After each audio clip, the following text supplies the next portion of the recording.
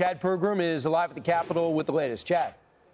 Well, good morning, guys. House committees continue writing President Trump's big, beautiful bill today. They need nearly every Republican on board.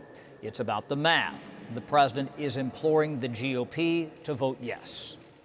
Every once in a while, you have a grandstander Republican. We have some grandstanders, but every once in a while, not many, but remember who those grandstanders were and vote them the hell out of office. But this is the hard part, figuring out specifics in the bill. Members must be comfortable with supporting the overall product. House Speaker Mike Johnson wants this done in the House by this time next month. The Senate is aiming for July 4th, but some Republicans are skeptical of arbitrary deadlines. It's not even a deadline, it's just a thing. Like, people just pick a number. It's like, oh, why is it? Like, think about it. Christmas, Easter, Memorial Day, July 4th. Does that have anything to do with policy? Hell no. It has to do with what? Jet fumes, people leaving town, right? Always. Some Republicans have major questions, but President Trump has one thing going for him: more support from congressional Republicans, and that was not the case during his first term. They seemed a little skeptical of him in 2017. That's not the case now. Well, I mean, I think we all watched what happened in November and the mandate he got from the American people. It was clear, it was decisive, and he had a clear message that he campaigned on.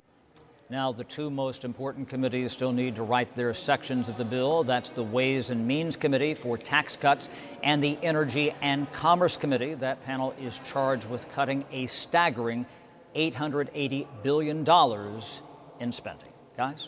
And Chad, the Republicans ultimately would like to cut, and the reason it's hard to get them all on board is because they're trying to cut close to $1 trillion to pay for all the stuff the president wants. And it's all about priorities. And there's a lot, everybody's got a different priority. And so that's why it's really complicated. Absolutely. You know, I've talked about SALT reductions for state and local taxes. There's going to be a meeting about that today. It was supposed to be yesterday.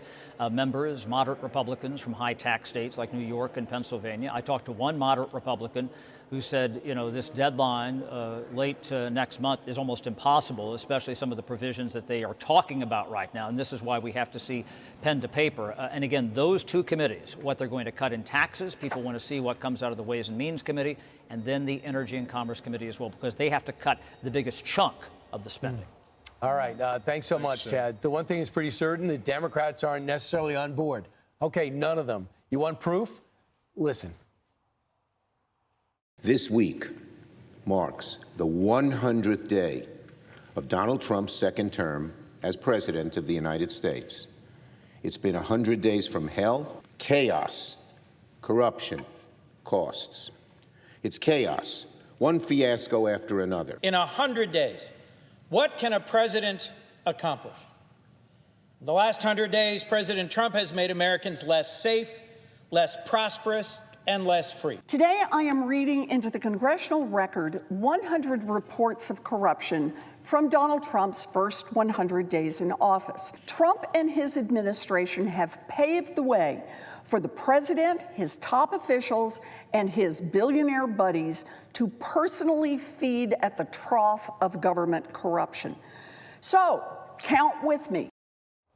So, they're going to try to be a part of the process, though. If you want something in the bill, if you have a better idea, pitch it to the administration. They're writing the bill right now. This is your opportunity to get something. There's a lot of them. They're going to be in swing states. It's going to be tough races. You can have the photo op that you want saying, I was a bipartisan person with this important bill. I got you a tax cut.